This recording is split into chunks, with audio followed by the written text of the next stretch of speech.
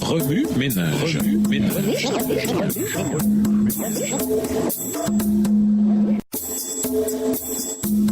Remue ménage.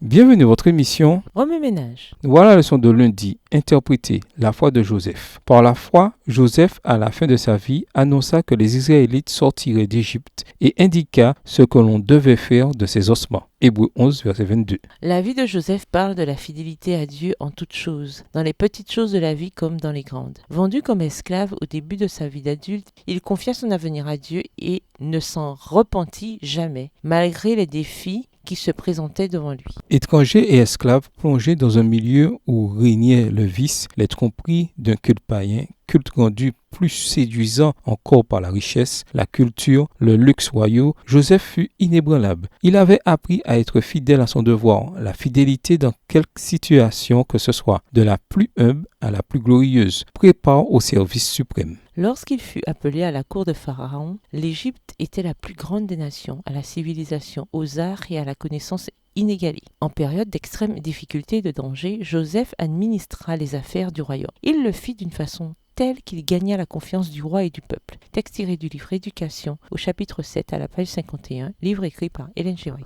En parlant de Joseph, la Bible dit qu'il était une plante fertile poussant près d'une source. Genèse 49, verset 22. Il n'avait peut-être pas été planté dans un sol favorable, mais la source extérieure d'eau fournie par un puits lui permit de pousser. Ce qui est impliqué ici, c'est que le puits est la raison pour laquelle ses branches ont prospéré, à un point tel que ses branches passaient par-dessus le mur. Sa mission ne devait pas se limiter à l'endroit où se trouvait l'arbre. Il devait passer de l'autre côté, bien cailli et ciblé. Il a tenu fermement son arc. Genèse 49, verset 24. Cette mission de Joseph n'était pas chose commune. Il fut la source de salut d'une nation entière. Pour accomplir cette mission, le jeune homme dut d'abord devenir esclave et prisonnier. Son utilité avait un prix élevé. Dans sa sagesse et son amour, Dieu prépara Joseph à travers les épreuves et les difficultés, et ce ne fut pas en vain. Dans le domaine de la réussite, le cours sur la souffrance n'est pas une option parascolaire, c'est la discipline principale. À travers la souffrance, le cœur de Joseph et le cœur de Dieu se lièrent. Celui qui avait beaucoup souffert put retracer sa vie et en conclure que Dieu est toujours à nos côtés. Parmi tous les récits bibliques, les circonstances de Joseph auraient pu lui donner de bonnes raisons de confondre la préparation à laquelle Dieu le soumettait avec l'abandon. Au lieu de cela, il laissa derrière lui l'héritage de la foi, en disant « Jurez-moi donc d'emporter mon corps avec vous,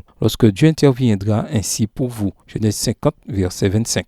Remue ménage, après avoir regardé votre texte écrit et annoté, quelles questions émergent après l'étude de ce passage? Quelle partie du passage trouvez-vous difficile? Quels éclairages particuliers vos notes semblent-elles indiquer dans l'ensemble? Quels autres principes et conclusions découvrez-vous? Qu'est-ce qui vous inspire le plus dans l'esquisse de Joseph tiré d'Hébreux 11? Au revoir. Et à demain si Dieu veut.